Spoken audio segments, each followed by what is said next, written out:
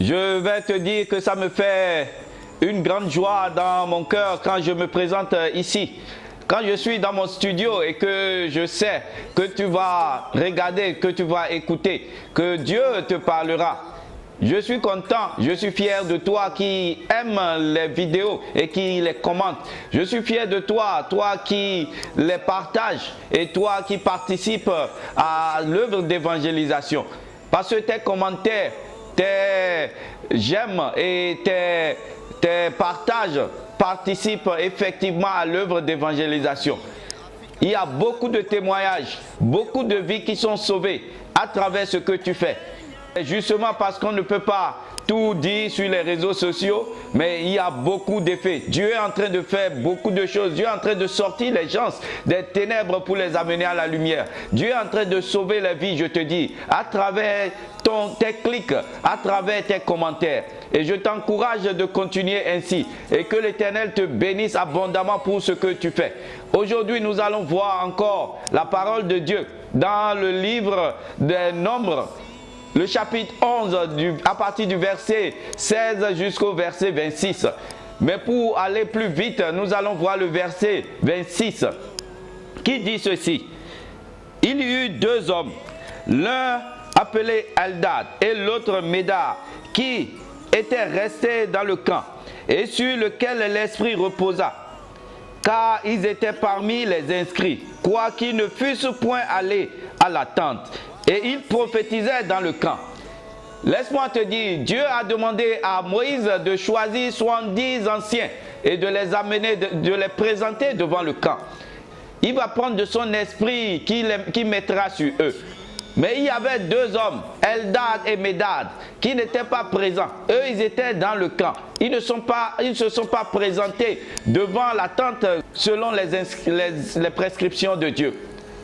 Mais je te dis que ces deux en question ont aussi reçu l'esprit que les autres ont reçu. Ça veut dire quoi? Ça ne dépend pas de toi, mon frère, ma soeur. Ça ne dépend pas de moi. Ça ne dépend pas de ton activisme. Ça ne dépend pas de ce que tu fais. Mais ça dépend plutôt de quelque chose. La Bible a précisé dans le verset 26 que leur nom était aussi inscrit. Est-ce que ton nom est inscrit dans le livre?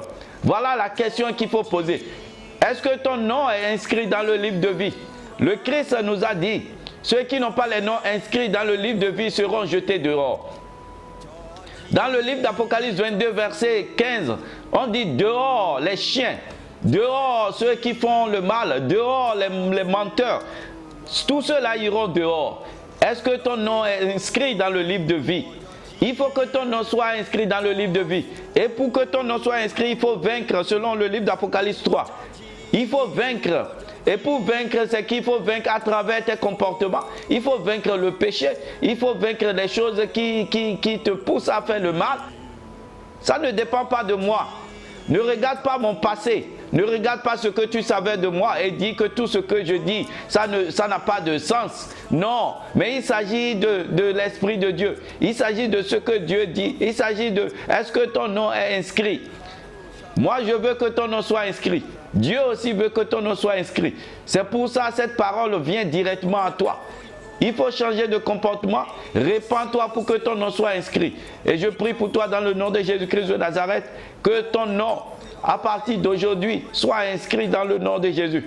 Que tes péchés soient pardonnés au nom de Jésus. À cause du Christ et le sang qui a coulé sur la croix Golgotha, je prie que tous tes péchés soient nettoyés et que ta vie soit une vie agréable à Dieu. Que l'Éternel te bénisse et qu'il veille sur toi, dès maintenant et pour toujours, dans le nom de Jésus. Amen.